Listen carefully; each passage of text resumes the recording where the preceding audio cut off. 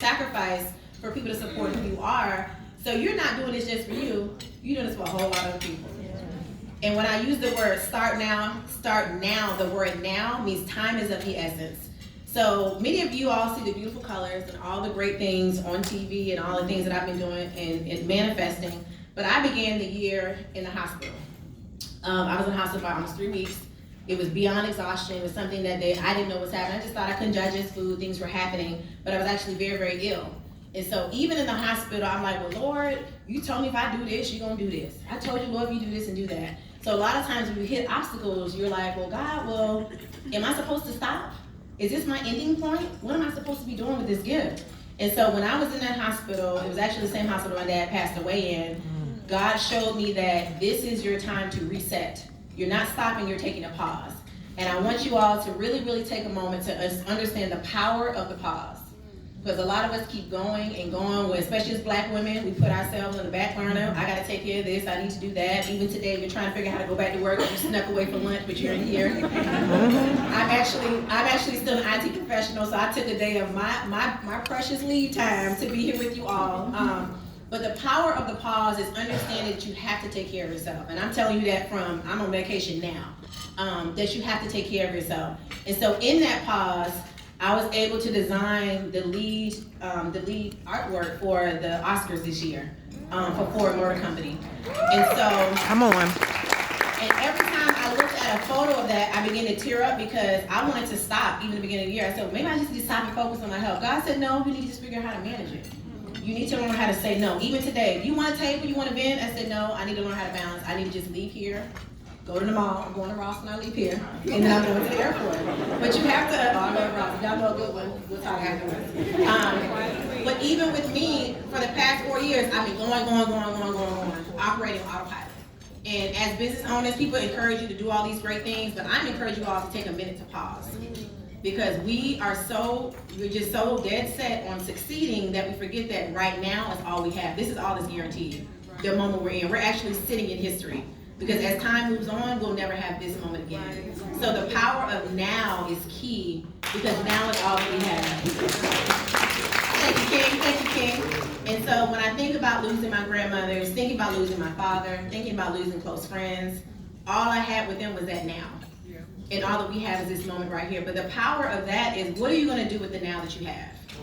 Because a lot of times people say, oh, I went to Black Entrepreneurship Week, I took my notes, I went to the Girl Boss panel, Kim told me this, she told me that, and you're going to get right back home tomorrow, be watching Grey's Anatomy clips, and watching old, because I watch Grey's Anatomy, and I can't wait till next week.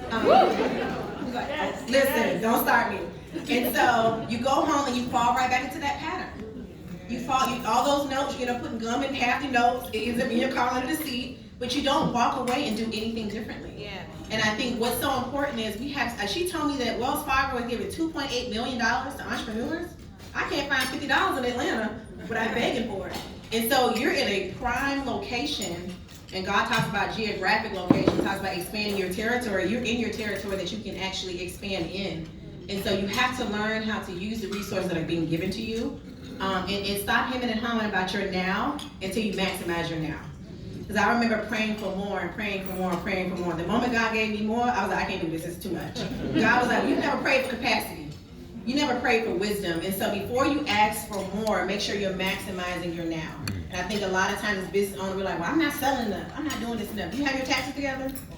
Do you have your website together? Do you have a team that, I had an opportunity to vend next weekend, but I can't be in 2 places at one time, but I don't even have a team to go out and sell for me. So there's actually a business that does concierge selling that I can hire 3 or 4 college students to sell things for me.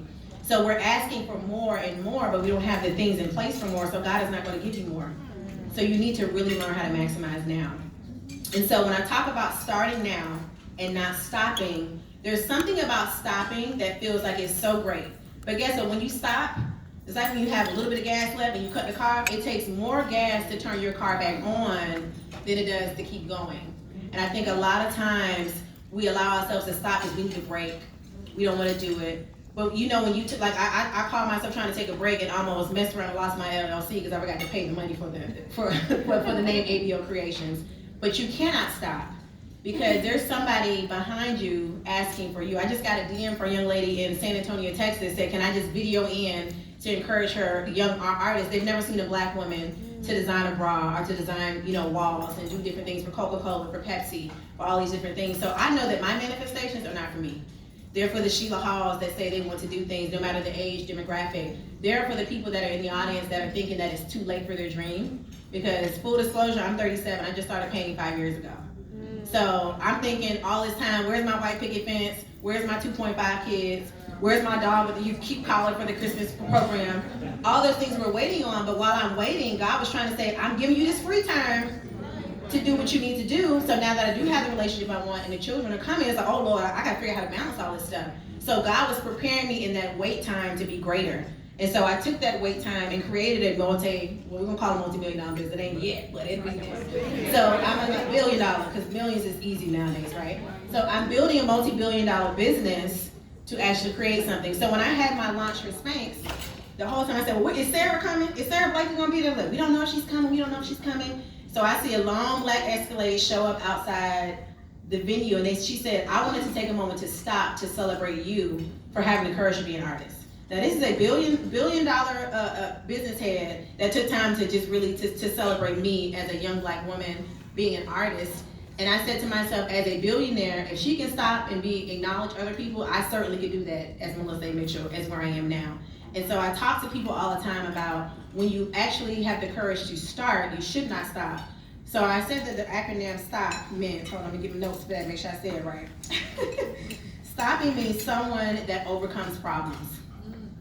Someone that overcomes problems. When you see the word stop, it does not mean there's an end. You have to learn how to overcome what you're challenged with, because it's gonna get difficult. You're gonna get a lien on your property because you're not paying your bills. You're gonna get your sales that don't, like you make, because I know one time I had 500 hat wraps made, I'm gonna sell out, I'm gonna do really well. I took all that stuff to Essence Festival, I didn't sell anything. We had a blowout on the road.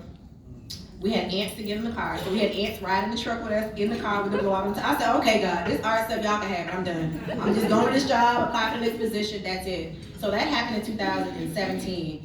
And I said, well, Mom, God showed me that I would be in Essence Magazine. I was like, I'm not gonna let that go. She said, well, God told you that, don't let it go, child. But we gotta get these ants out of this car. So after we went to the store, sprayed down the car, I said, well, God, I'm in my quiet time. I was like, God, don't make me a fool. I'm gonna tell all these people I'm being in Essence Magazine. You need to make this happen. So I'm praying and praying and praying and praying, thinking, I've been forgotten. Then I get that good old DM.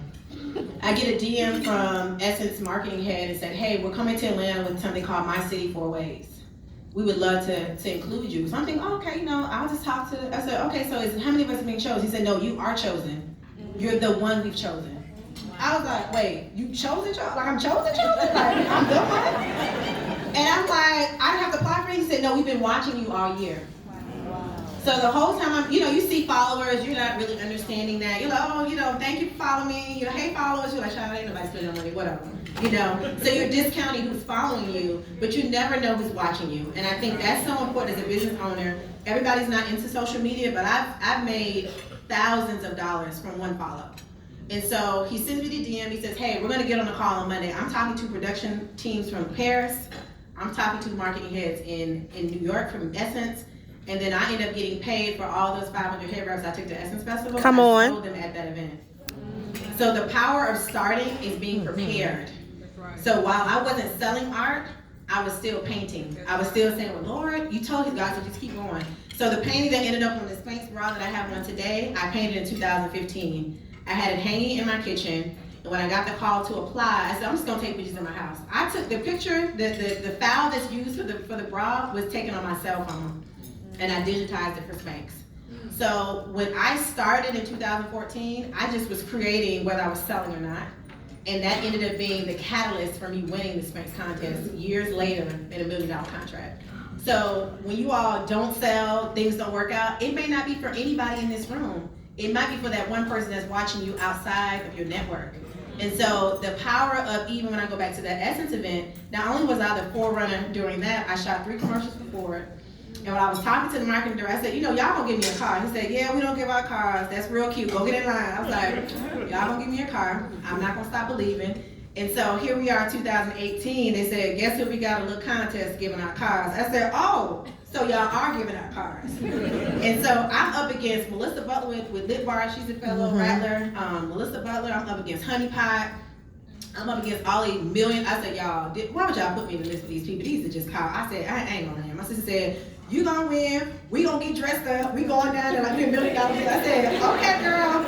If you said it, we gonna win. And so one of my best friends and I, we went and shot our own fake Ford commercials, right? He said, well, we're gonna pretend like we want. We rent. I said, can I rent a Ford Explorer? I need to explore. So we shot our own commercial riding around Atlanta. So people were like, oh, you won. I said, no, I didn't win yet. And so I had to get different journalists. They were writing articles saying, congratulations to Melissa Mitchell. I said, y'all, I did not win yet. Please take this down. I was like, Lord, these people thought I won. I don't know what's going to happen. And so I'm on pins and needles. I'm like, Lord, these folks going to get you messed up. These went forward. And so I was talking to Melissa Butler at the event. She said, well, I'm not even going to put anything up. I want you to win. I said, Melissa, but we're all against. She said, I want you to win. I talked to Honey Pot. I want you to win. So all the people I was against on the panel all wanted me to win. And so they geared all their votes towards me to win. Wow. So that is the power of starting. You can't worry about the how, just worry about the who. Yeah. And so when I started focusing on strictly God, not my competition, who's better than me, who's got more money than me, that's how I knew. So as business owners, you can't worry about the next purse company, who else is making wigs, who else is doing things you're doing. If God gave it to you, it's for you. And if there's business out, somebody's gonna be buying lipstick. Somebody's gonna be buying sunglasses. Somebody's got to go to a hairdresser. So you can't worry about the masses of buying your things. You only need about 500 or 600 people to make a millionaire. And that's what I had to learn, is that there are so many dope head wrap companies out there, but you only see an ABO creation if you buy directly from me out of my purse on my website. You can't get it nowhere else. That part. And so, exactly. And so, when you look at all these corporations, they wanted to buy my story and they wanted to buy me, my personality. And that is what people are looking for, your authenticity as a business owner. And I think a lot of us, we try to conform, like, oh, well, she's a photographer, she does stuff outside, so me, I'm gonna do stuff outside. No, do the same stuff you've been doing. Stay very strategic with how you do art. I think a lot of times, I know I'm guilty of it too. I used to go to art shows, oh, my Abeille, okay, you do faces, so I need to learn how to do that. Okay, she does this, I said, no, let me just go home. I'm gonna stop doing these art shows.